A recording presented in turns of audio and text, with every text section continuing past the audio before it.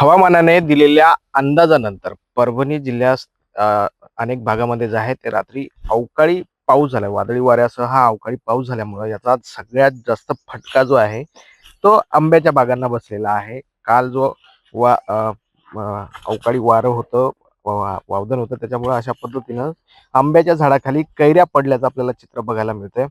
एकूणच जिल्ह्यातल्या गंगाखेड असेल, पूर्णा असेल, परभणी असेल, या जिल्ह्यांना याचा मोठा फटका बसलेला आहे आणि त्यामुळं आंबा उत्पादक शेतकरी अडचणीत आल्याचं आपल्याला चित्र बघायला मिळतं. आपल्यासोबत शेतकरी आहेत. काय नाव आहे तुमचं? किती एकर मध्ये ही बाग आहे? ही बाग आहे 1.5 एकर मध्ये बाग आहे हम्म. आणि जवळजवळ याच्यात 150 झाड आहेत आणि आताच्या कालच्या वाऱ्यामुळं भरपूर नुकसान झालं. 30 ते 40% आंब्याचं नुकसान झालं आणि सरकारने ह्याचे पंचनामे करून आम्हाला मदत करावी एवढीच अपेक्षा आहे. आता हातात तोंडाशी आलेला घास होता हा हो. सगळा. हो, हो. कारण की आता हे पुढच्या महिन्यात सगळे आंबे हे होते समजा विक्रीसाठी उपलब्ध होते. त्याच्यामुळं हे आताच खूप नुकसान झाले. सतत पाऊस होतोय, अवकाळी पाऊस होतोय, त्याचा फटका बसतोय. मागणी काय आहे सरकारकडे? सरकारकडे काही नाही. सरकारने पंचनामे करून आम्हाला मदत करावी एवढीच आमची सरकारकडे हे मागणी आहे. किती खर्च आला होता यावर्षी? अपेक्षित उत्पन्न किती होतं? अपेक्षित उत्पन्न आम्हाला 2-2.5 लाख रुपये होतं. पण ते आता एवढ्या ह्याच्यात नुकसान झालं त्याच्यामुळे फार कमी झालं. समजा लाख रुपयेच आम्हाला ह्याच्यात येऊ शकतं, उत्पन्न भेटू शकतं.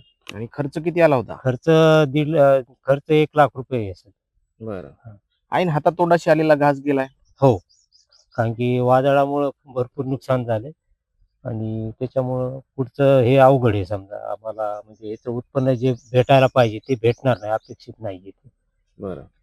खर्च वगळता काही उरेल की नाही आता? आता खर्च वगळता काही नाही. समजा किती 50,000 रुपये समजा आम्हाला उरतील. बाकी मग ह्याच्यातच जाईल ते सगळं. मग वर्षभर 50,000त कसं धकवायचं? नाही मग होतच नाही ना. कारण की पुन्हा पैसे हे करावं लागणार आहेत, त्याला लावावंच लागणार आहेत. कारण की खतही महाग झालेत पुन्हा. त्याच्यामुळं अवघड आहे पुढचं हे करणं, खर्च हे करणं, सांभाळणं.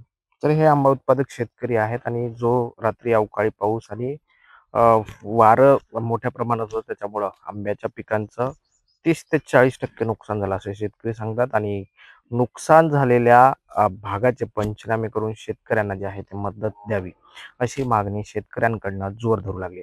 आता यावर सरकार पंचनामे करण्याचे आदेश देऊन शेतकऱ्यांना मदत करतं का, हे पाहणं महत्त्वाचं ठरणार आहे. कॅमेरा पर्सन सुदर्शन पाटील सह ज्ञानेश्वर उंडाळ, TV9 मराठी, परभणी.